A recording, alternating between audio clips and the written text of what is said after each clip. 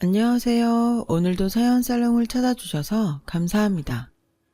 올해로 결혼 15년 차 주부예요. 저는 현재까지 시아버지와 함께 살고 있어요. 주변에선 시어머니도 아니고 시아버지를 모시고 산다며 저를 대단하다고 말씀하시는 분들이 많은데, 모시고 사는 게 아니라 시아버님과 친구처럼 같이 사는 거랍니다. 저희는 대학 CC로 만나 남편이 군대를 다녀오고 얼마 안 있어 결혼을 했어요. 이런 말 하면 아직도 좀 부끄러운데요. 아이가 생겼거든요. 저는 사회 초년생, 남편은 대학 복학 후 4학년이 막 됐을 때였어요. 저의 임신을 안 양가에서는 확연한 온도 차이로 반응이 갈렸는데요. 친정 부모님은 처신을 잘못한 딸이라고 저에게 좋지 않은 소리를 하셨고, 남편이 고등학교 때 아내와 사별한 시아버지는 식구가 둘이나 생겨 좋다고 하셨어요. 당연히 가진 돈이 없던 저희는 겨우 결혼식만 올리고 신혼여행도 생략한 채 시아버지가 살고 계시는 집으로 들어갔어요. 사실 남편이 자취하던 작은 원룸이 있어서 거기서 신혼생활을 하려고 했는데, 시아버지 건강이 많이 나빠지고 계셔서 원래 계시는 집으로 들어가기로 했어요. 아픈 시아버지와 어떻게 살려고 그러냐고 말리는 사람도 있었지만, 저희 부부는 현실적으로 돈도 없고 게다가 시아버지는 경제적으로 여유가 충분히 있으신데 2층 집에서 혼자 지내시니 겸사겸사 좋겠다고 생각했어요. 시아버지는 여자와 함께 살아본 지 너무 오래돼서 불편하시다고 말씀은 그렇게 하셨지만 내심 좋아하셨어요.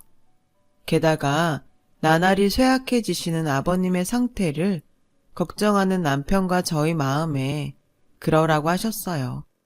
그러지 않으셔도 되는데, 거의 창고처럼 방치한 2층을 아주 감사하게도 리모델링을 해주셨어요. 이렇게까지 바라던 건 아니었는데 죄송해요 아버님. 돈 많이 쓰셨죠? 죄송은 무슨, 그래도 니네 신혼인데 창고 같은 방을 내주고 내 마음이 편하겠어?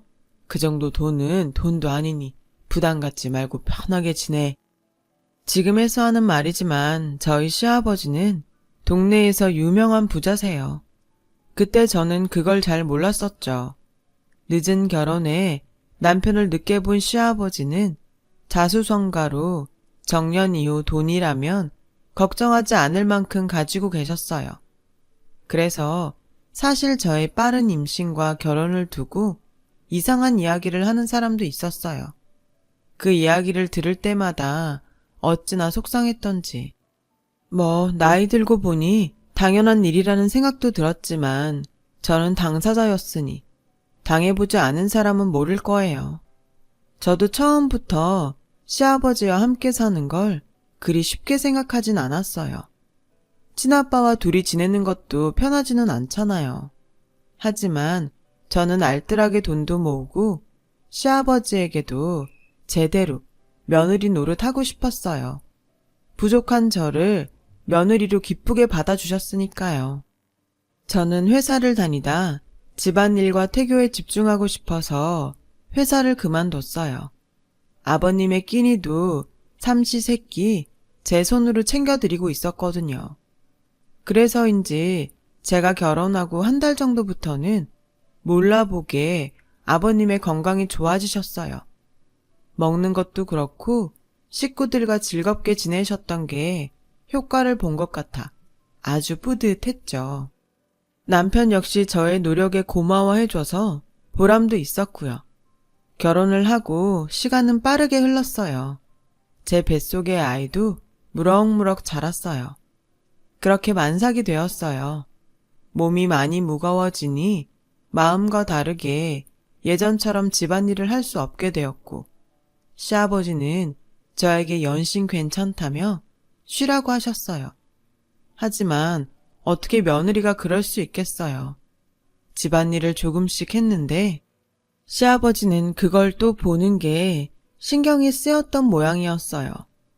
언제부터인가 제가 아침에 일어나면 이상하게 시아버지는 계시지 않았고 저녁 때가 다 돼야 집으로 돌아오시더라고요.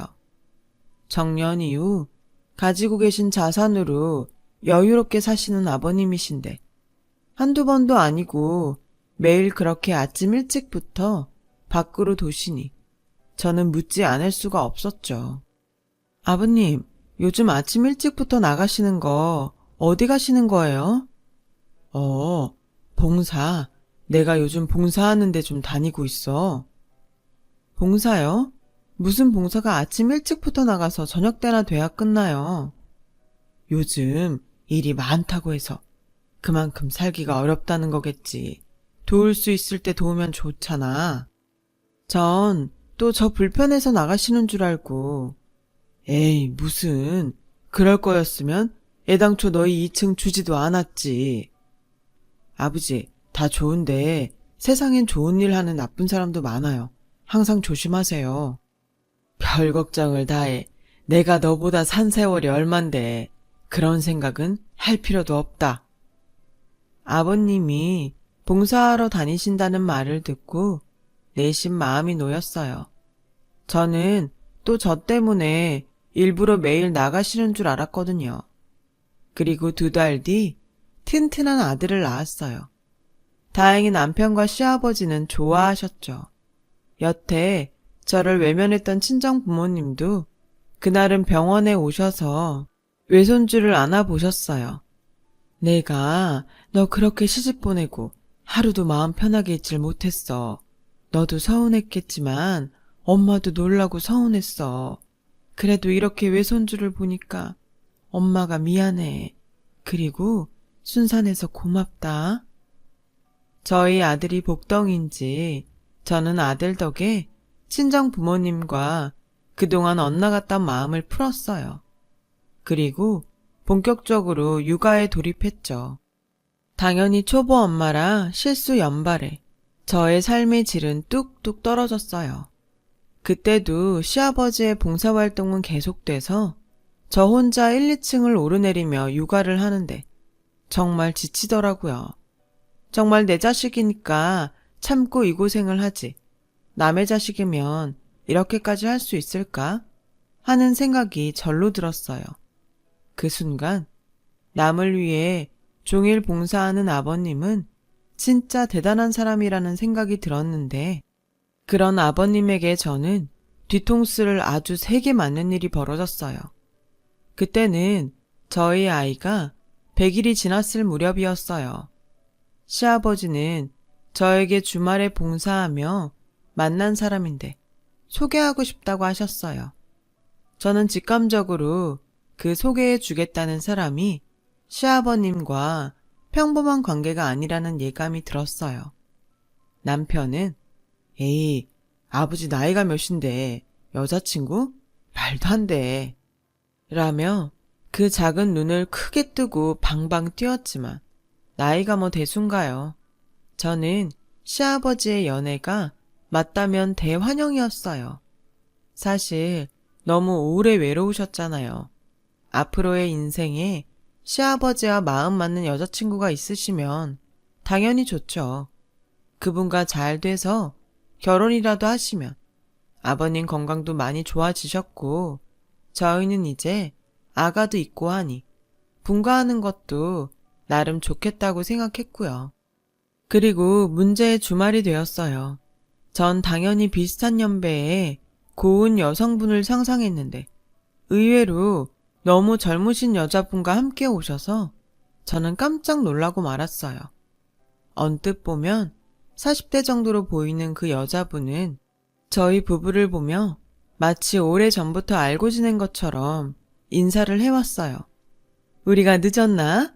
난 서두른다고 서둘렀는데 역시 나이가 있어서 어쩔 수 없나 봐요. 정여자가 무슨 나이가 있어? 에이, 저도 곧 있으면 50대잖아요. 내 눈엔 애기야, 애기.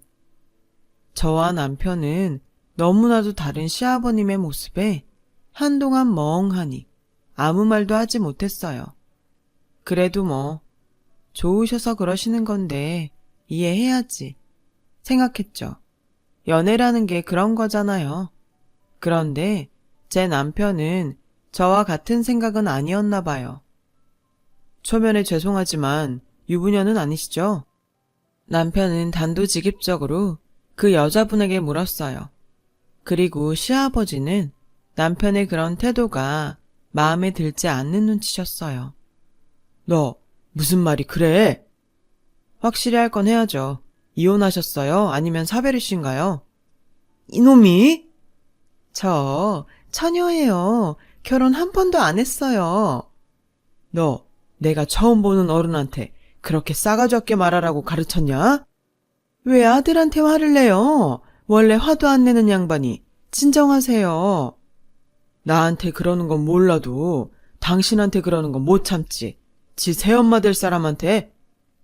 순간 저희 남편은 새엄마라는 말에 머리에서 천둥 번개가 치는 듯 사고가 멈춰버린 것 같더라고요.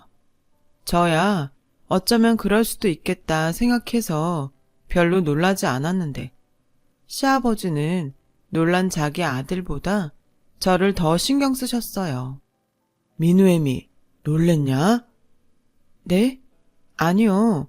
저보다 민우 아빠가 많이 놀란 것 같아요. 아버님이 결혼까지 생각하시는 줄은. 그게 말이다. 사실은 이 사람이 임신을 했다. 임신이라니. 저도 그 뒤로는 머릿속이 하얗게 돼서 아무 기억도 나지 않아요. 정신을 차렸을 땐 두 분이 거의 살림을 합치시기로 하고 분주하게 결혼 준비를 하셨다는 것 말고는요. 아니, 네 시아버지도 웃긴다. 곧 있으면 칠순이라고 하지 않았니? 당신 칠순 전에 애 돌잔치 먼저 하게 생겼네. 그나저나 너 괜찮아? 이번 참에 분가해. 사실은 아버님이 분가하라고 하셨어. 그 양반도 웃긴다. 당신 새장가 들었으니 나가라고 하든? 아무래도 우리 식구 없는 게 더 좋겠지. 우리 아버님 전에 사두신 아파트가 있나 봐. 거기 월세 계약이 다음 달에 끝난대. 그럼 우리가 들어가서 살기로 했어. 그나저나 그 새 시어머니 애 낳으면 그 산후조리 어쩌냐? 요즘 조리원 잘 돼 있으니까 가라고 해. 너 옆에서 괜히 산후조리 돕는다 뭐다 하지 말고. 알아서 하시겠지. 설마 나한테 산후조리 해달랄까 봐. 저는 친정엄마의 말에 절대 그럴 일이 없다고 웃으며 말했어요. 상황이 좀 꼬이긴 했지만 아버님의 도움으로 분가하게 되었으니 잘 됐다면 잘 된 일이었죠. 나간다고?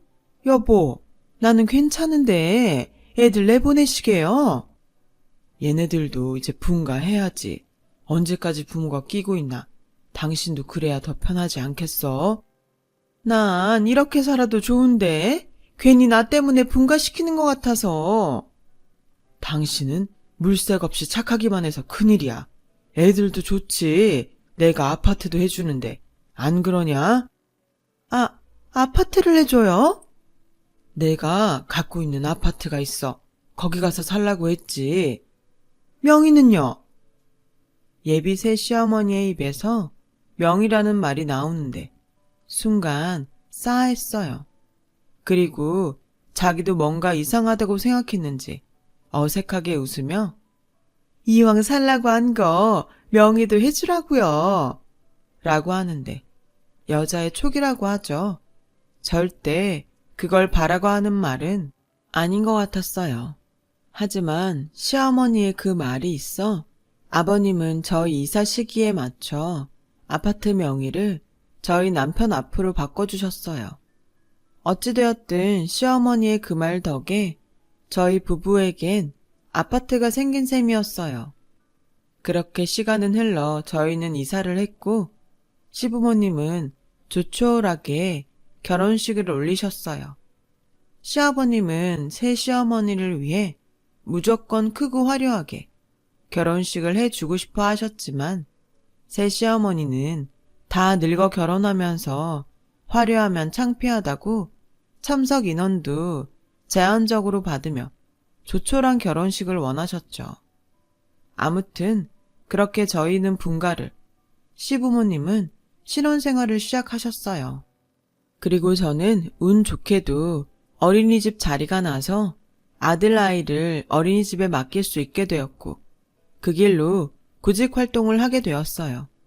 그때까지는 모든 일이 나름 나쁘지 않았어요. 그런데 문제는 전혀 생각하지 않은 곳에서 생겨나더군요. 새 시어머니가 입덧을 한다며 자꾸 저를 불러 집안일을 시키는 것이 그 문제의 시작이었어요. 꼭 불러도 제가 중요한 면접을 보거나 누군가를 만날 때 시어머니는 전화를 걸어 당장 급하다는 듯 저를 불렀고 그럴 때마다 허겁지겁 가보면 별일 아닌 일이 부지기수였어요. 그런데도 시어머니는 막무가내로 저에게 짜증을 내시는데 너 내가 새엄마라고 이러는 거니? 지금 텃세 부리는 거야? 넌 내가 이렇게 힘든데 취직하는 게 대수니? 그 집도 네 시아버지가 해줬는데 나한테 잘해야 되지 않겠어? 이쯤 되면 전에 알던 시어머니가 맞나? 의심이 들 정도로 시어머니는 자주 저에게 히스테리를 부렸는데 그 내용이 정말 하나도 납득이 되지 않았어요. 그런데 더 소름 끼치는 건 이러다가도 금방 자기가 언제 그랬냐는 듯 가식을 떨며 이렇게 말한다는 거였어요. 임신을 하니까 호르몬 때문인지 감정 기복이 너무 커서 큰일이다. 아까 그 일은 잊어라. 그리고 네 시아버지나 네 남편한테도 말하지 말고 괜히 창피하잖니. 호르몬 때문? 감정 기복? 누군 임신 안 해봤나요? 전 기가 찼어요. 자기가 창피한 줄은 알아서 비밀로 해달라고 하는 것까지 정말 못 봐주겠더라고요. 거기까지는 저도 없던 시어머니가 생겨서 괜히 예민하게 받아들이는 게 아닐까 하는 생각도 종종 했고 시어머니를 이해하려고 노력도 했어요. 그런데 자기 바람대로 제가 비밀 보장을 해주니까 마음이 놓였는지 예, 나 배가 나와서 그러니까 네가 와서 머리 좀 감겨주렴. 예, 나 배 때문에 힘들어서 발톱 좀 깎아줄래? 라는 이상한 요구까지 하시는 등 그 정도를 넘어서는데 이건 아니다 싶더라고요. 그래서 저는 일부러 종종 시어머니의 전화를 받지 않았어요.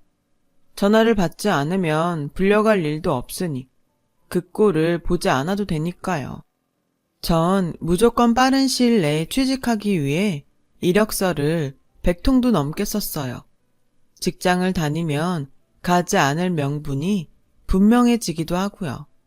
그리고 감사하게도 최종 면접까지 가게 됐는데 대기실에서 면접을 기다리고 있는 그날도 여지없이 시어머니의 전화는 계속 걸려왔죠.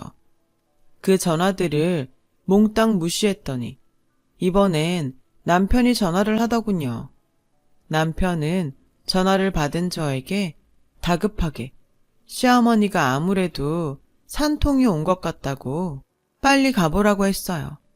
저희 시어머니는 임신한 지 이제 7개월에 접어든 산모인데 산통이라니 저는 어이가 없었어요. 그리고 그 순간 드는 생각이 제가 전화를 받지 않은 이 시어머니는 이번엔 남편에게 산통 어쩌고 하며 저를 빨리 집으로 보내달라고 한 것이 분명하다고 생각했죠. 어머니가 초산에 노산이라 유별을 떤다고 남편에게 상황을 설명하며 이렇게 말했어요. 무슨 산통이야. 그냥 배가 좀 뭉치셨나 보지. 아직 7달밖에 안 됐잖아. 어머니가 초산인데 노산까지 겹쳐서 그래. 자기 신경 쓰지 마. 나 지금 면접 기다리고 있으니까 끊어. 저는 그렇게 최종 면접을 받고 집으로 가려고 하니 이번엔 시아버지에게 전화가 걸려왔어요. 그리고 결혼하고 처음으로 듣는 시아버지의 호통소리에 그 자리에서 어안이 벙벙했죠. 어떻게 네가 그럴 수 있니? 다른 집 며느리는 그런다 해도 난 널 믿었는데 너 불편할까봐 매일 아침 갈 데도 없는데 집도 비워주고 이 배은망덕한 것. 우리 애랑 집사람 잘못되면 다 네 탓인 줄 알아라, 이 못된 것. 시아버지의 그런 전화까지 받고 나니 저는 덜컥 겁이 나기 시작했어요. 이유가 어쨌든 시어머니에게 일이 생긴 것 같은 예감이 들었거든요. 그리고 아무리 양치기 같은 시어머니여도 그걸 믿지 않고 외면한 꼴이 되어버렸으니 저는 어찌해야 할까 발을 동동거리다 남편에게 전화를 걸었어요. 지금 산부인과 병원이야. 어머니 지금 아버지랑 분만실에 계셔. 오늘 애기 나올 것 같대. 자기가 별거 아닌 것처럼 말해서 방심했다가 이게 뭐냐. 남편은 저에게 원망의 화살을 돌렸어요. 전 좀 억울하긴 했지만 제 잘못도 있었기에 인정하고 그렇게 시부모님께 단단히 찢긴 채로 갓 태어난 시누이를 마주하게 되었어요. 우리 바쁜 며느리가 힘들게 여기까지 어찌 왔어? 하마터면 산부인과가 아니라 장례식장으로 부를 뻔했다. 시어머니는 얄미운 얼굴로 얄밉게 말했어요. 그래도 전에는 다른 가족들을 의식해 대놓고 하지 못한 말투였는데 아이를 낳고부터는 그런 건 이제 신경 쓰지 않겠다는 듯 본인 기분대로 저를 대하셨어요. 어머니, 죄송해요. 저는 아직 산딸이 많이 남으셔서 그냥 지나가는 진통인 줄 알았어요.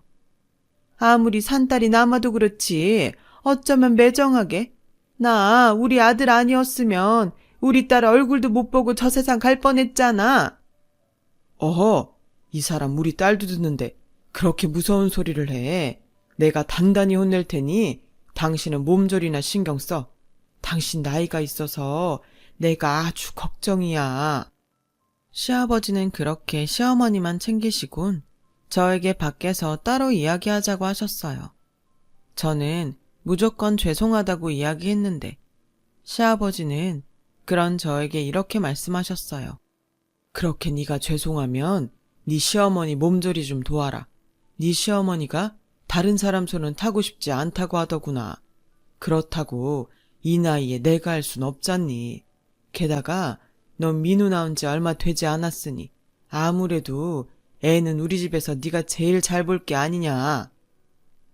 저는 오늘 면접 보고 온 회사에서 연락이 올 것 같아 잠시 망설였지만 이대로 시부모님께 찍혀 사는 것보단 직장을 포기하는 게 낫겠다고 생각해 그러겠다고 했어요. 전에 친정 엄마에겐 절대 그럴 일 없다고 했는데 졸지에 시어머니 산후조리를 해주게 되었어요. 하지만 곧 그런 저의 선택은 후회막심한 결과로 그야말로 지옥이 시작됐어요. 시어머니의 산후조리와 신생아인 시누이를 돌보느라 아주 죽을 맛이었거든요. 미역국도 끓이고 경험을 살려 시누이도 돌봤는데 뭐가 불만인지 시어머니는 자꾸만 괜한 트집을 잡으며 저를 구박하셨어요. 이거 너무 짜지 않니? 산모 미역국이 삼삼해야지. 이건 뭐 소금국이네. 난 우리 딸 뭐든지 몸에 좋은 것만 쓰고 싶다.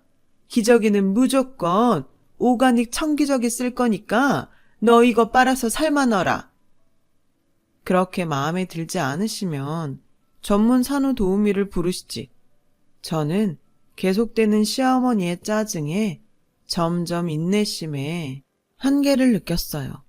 그러던 어느 날 제가 아기가 잠든 틈에 화장실에서 기저귀를 빨고 있는데 그새 아기가 깼는지 시끄럽게 울었던 모양이에요. 그런데 아이 엄마인 시어머니는 아이를 달래는 것이 아니라 저를 쫓아와 역정을 내시는 게 아니겠어요?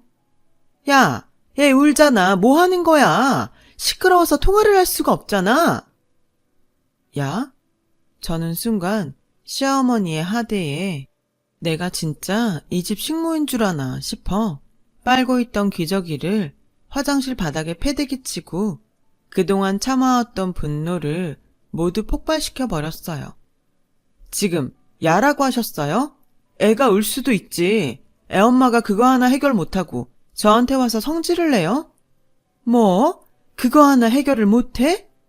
제가 틀린 말 했나요?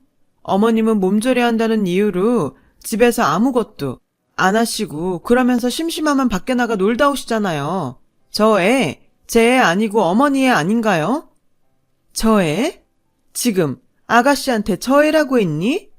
넌 참 처음 볼 때부터 마음에 들지 않더니 아주 점점 싫은 짓만 하는구나. 그리고 너 공짜로 하는 거 아니잖아. 우리 그이가 너한테 돈도 준다고 했어. 그러니까 편하게 부려도 된다고 했는데 뭐가 잘못됐어? 시어머니에게 그 말을 듣는데 밀려오는 배신감에 저는 손에 끼고 있던 고무장갑을 벗어서 시어머니 얼굴에 던져버렸어요. 그러자 시어머니는 무슨 큰 일이라도 당한 듯 고함을 지르시는데 야, 너 돌았어? 아직은 아닌데 조금 있으면 돌 것 같아서요. 저 그냥 집에 갈게요. 아버님이 저한테 얼마를 주시려고 했는지 모르겠지만 제가 산후도우미 일당 얼만지 알아봐서 제대로 청구할 테니 딱 그 돈만큼만 주시라고 전해주세요. 그리고 이 순간부터 저 이 집에 절대 안 올 거예요. 손수 미역국을 끓여 드시든지 하시고 아니 아가씨도 알아서 보세요. 저는 화장실 앞에 떡하고 버티고 서 있는 시어머니를 밀치고 그대로 집을 나왔어요. 그리고 몇 시간 후 시어머니에게 연락을 받은 시아버지는 또다시 노발대발하며 저에게 전화를 하셨고 저는 그 알아본 산후도우미 하루 일당을 계산해서 제가 받을 돈을 알려드렸어요. 너 그렇게 안 받는데? 저도요. 저도 아버님이 저를 그렇게 생각하시는지 몰랐네요. 아무리 새장가 드시고 어머니가 좋아도 그렇지. 돈 받고 하는 거니 편하게 저 부려도 된다고 하시는 건 아니죠. 그야 네 어머니가 너한테 미안하다고 해서 내가 그냥 한 소리지. 미안해요. 미안한 사람이 애운다고 시끄럽다고 저한테 야! 라고 하세요. 뭐? 너 아무리 화가 났어도 없는 소리 하면 못 쓴다. 아버님, 이런 말까지 안 하려고 했는데 어머니 아버님이랑 있을 때랑 저랑 있을 때랑 완전 다른 사람이에요. 물론 믿지 않으시겠지만 전 더 이상 그 장단에 놀아나고 싶지 않아요. 죄송해요. 시아버지는 끝까지 제 말을 믿지 않는 듯 호통만 치시다 전화를 끊으셨어요. 당연히 마음이 좋지 않았지만 이왕 이렇게 된 거 에라 모르겠다 하는 심정으로 내버려 두고 싶은 심정이었죠. 남편도 다행히 그동안 제가 말하지 않고 당했던 것들을 이야기하니 자기가 더 화를 내며 잘했다고 했고 그렇게 한동안은 솔직히 편하고 좋았어요. 시어머니 전화도 없고 그 집 일에 신경 쓰지 않아도 되니까요. 그런데 이런 시간도 잠시 시어머니와 제대로 부딪히는 사건이 일어났어요. 글쎄 시어머니가 어떤 말로 바람을 넣었는지 모르겠지만 시어머니보다 당신 나이가 훨씬 많다는 이유로 시아버지는 집 명의를 시어머니 앞으로 바꾸셨고 또 가지고 있던 재산을 모두 시어머니와 신생아 시누이에게 준다는 유언장을 작성하셨더라고요. 그것도 저희 부부 몰래요. 그렇다고 저나 저희 남편이 아버님의 재산에 눈독을 들이고 있던 건 아니었어요. 아버님께서 인생을 사실 때 그 물질적인 여유로 더 즐겁고 여유롭게 사시길 바랬던 것 뿐이죠. 하지만 이렇게 저희 몰래 법적인 문서에 딱 명시를 해놨다고 하니 기분이 나쁘더라고요. 그 사실은 우연히 친구 변호사를 만나러 친정 아버지가 해당 로펌에 갔다가 우연히 저희 시아버지를 보게 되면서 제 귀에 들어왔어요. 친정 아버지는 시아버지에게 인사를 할까 했지만 옆에서 시어머니가 민망하게 너무 딱 붙어 있어서 말을 걸지 못하셨대요. 안 그래도 새로 들어온 시어머니 때문에 걱정이 많으셨던 아빠는 사돈 내외가 왜 로펌까지 왔는지 물어보셨고요. 자신이 들은 기막힌 말을 저에게 전해주신 거죠. 저는 상대하기 싫어서 남편에게 들은 이야기를 고스란히 다 했어요. 그러자 남편은 화가 나서 그 집으로 찾아가 새 시어머니 보는 앞에서 난리를 쳤어요. 알고 보니 지금 계시는 그 집이 돌아가신 시어머니가 친정아버지께, 그러니까 남편의 외할아버지께 받은 유산이었더라고요. 난 우리 엄마 유산이 저 여자한테 가는 꼴은 못 봐요. 당장 원래대로 해놓으세요. 그냥 이름만 바꿔 놓은 거야. 그리고 네 엄마가 나중에 너한테 명의 준다고 했어. 넌 내가 미리 아파트도 줬잖아. 아버지, 정말 뭐에 홀린 거예요? 그 말을 믿어요? 막말로 아버지 돌아가시면 저 여자랑 제가 무슨 사이인데요. 주실 거면 지금 당장 주세요. 저기 아들, 그렇게 열내지 말고 그냥 아버지는 당신 없을 때 아들내외 잘 챙겨주라는 의미로 나한테 주신 거야. 그냥 이름만 바꾼 거라고. 잘 챙겨줘요. 저 와이프한테 다 들었어요. 아버지야 지금 당신 말을 다 믿는 모양인데 저도 제 와이프 말만 믿어요. 모르는 사람 부리듯 부렸다고요. 오가닉 어쩌고 하실 거면 당신 손으로 똥기저귀를 빨아야지. 왜 남의 와이프 손을 빌려요? 고마운 줄도 모르고. 뭐? 여보, 그거 봐요. 내 말이 맞잖아. 얘네들 나 싫어해. 내가? 설마 했는데? 우리 부모 자식한 영 끊자. 난 너 같은 아들 필요 없다. 네, 알겠어요. 알겠으니까 이 집 명의는 저 주세요. 저희 엄마 거였으니까. 알았다. 내일 당장이라도 그놈의 명의 바꿔주마. 여보, 이걸 왜 줘요? 시아버지가 명의를 남편에게 준다는 말에 시어머니는 놀란 토끼 눈을 하고 표정이 싹 바뀌었어요. 앞만 봐도 자기 계산과 다르게 흘러가니 당황한 얼굴이 분명했죠. 남편은 그날 이후 아주 집요하게 그 집 명의에 집착했어요. 하지만 한번 손에 쥔 재산을 그 여자가 내놓을 일은 만무했고 그 뒤부터는 저희 남편과 시어머니의 대립구조로 상황은 더 나빠졌어요. 양아치도 아니고 왜 남의 걸 뺏어? 남의 거? 제가 할 소린데요. 당신이 뭔데 그 집 명의를 가져? 나? 네 엄마다. 이제 갓 태어난 동생이 불쌍하지도 않아. 막말로 네 아버지 죽으면 네가 우리 모녀 책임질 거야? 돈 앞에서는 연극이고 가식이고 없는 시어머니란 사람의 모습에 시아버지는 적지 않게 놀라는 눈치셨어요. 그래도 화가 나서 홧김에 저러는 거겠지 하는 생각에 당신의 아내를 달래보려 하셨는데 고작 그런 걸로 달래질 여자인가요?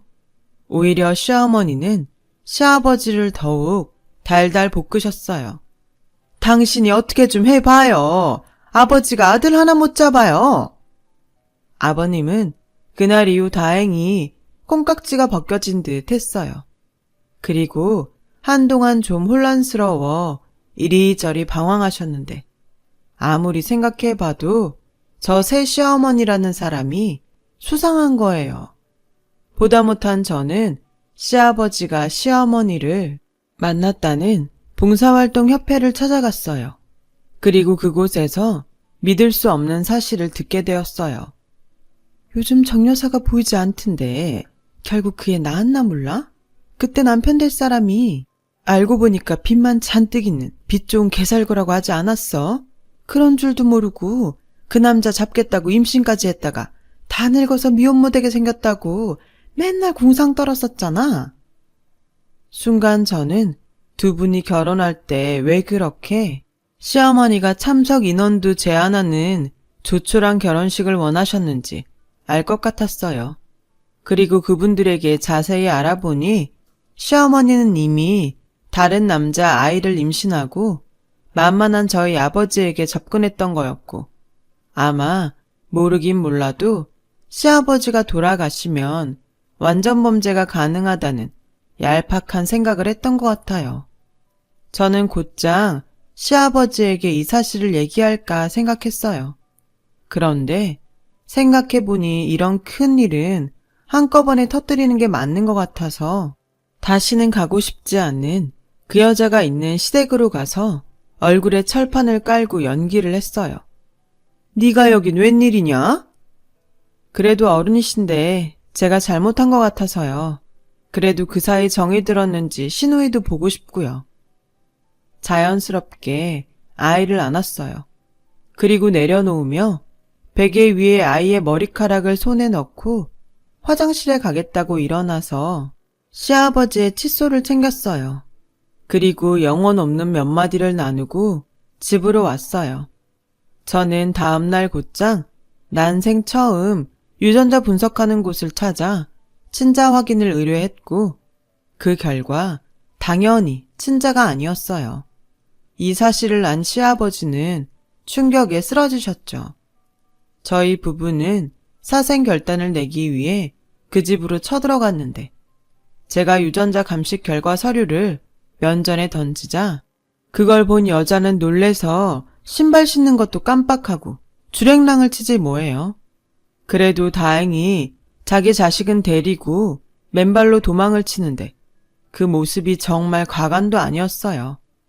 그 후 저와 남편은 모든 사실이 명명백백했기에 친정아버지의 친구 로펌에서 결혼 사기로 인한 혼인무효 소송을 진행했어요. 당연히 소송은 승소했죠. 그렇게 욕심부리던 집 명의는 다시 원래대로 시아버님 앞으로 돌아왔어요. 그리고 그 여자 앞으로 정신적인 피해 보상에 따른 위자료까지 청구됐는데 당연히 빈털터리인 여자가 내놓을 돈은 없었어요. 대신 결혼 사기라는 꼬리표가 달려 평생 위자료를 해결하지 못하면 자기 앞으로 어떤 재산도 만들지 못하는 신세가 되었어요. 걱정했던 시아버지는 병원에서 퇴원 후 저와 남편에게 미안하다고 여러 번 사과하셨고 저희가 괜찮다고 했는데도 그 집을 기어코 남편 앞으로 해주셨어요. 그리고 다시 혼자가 되신 아버님은 말씀은 괜찮다고 했지만 어딘가 모르게 많이 쓸쓸해 보이더라고요. 저희는 다시 시아버지 집으로 들어왔어요. 그냥 너희끼리 편하게 살지. 뭐하러 다시 들어와? 저희는 원래 아버님 집에서 시작했잖아요. 저 아버님 정말 사랑해주는 사람 만나실 때까지 여기서 꼼짝도 안 하고 아버님이랑 같이 살 거예요. 그리고 괜히 저 불편하다고 아침에 나가지 마시고 예전처럼 편하게 사세요. 저도 이제 취업할 거니까 아버님께서 저도 좀 도와주시고요. 저희는 그렇게 다시 완전체가 되었어요. 지난날 같은 우여곡절이 있어서인지 예전보다 관계가 더 좋아졌고요. 하지만 이번 일을 겪고 저는 느낀 바가 있어요. 외로움은 사람을 흐리게 하는 것 같더라고요. 그래서 아버님이 외롭지 않으셨으면 하고 진심으로 바랍니다. 시아버님도 누군가를 사랑하고 사랑받고 싶은 한 남자잖아요. 부디 다음엔 아버님께서 정말로 좋은 인연을 만나셨으면 좋겠어요. 지금까지 저의 이야기를 들어주셔서 감사합니다. 여러분들의 매일매일이 행복하시길 바랄게요. 여러분, 사연 댓글에 응원과 현명한 조언 부탁드려요. 좋아요와 구독은 저에게 큰 힘이 됩니다. 오늘도 좋은 일 가득하세요.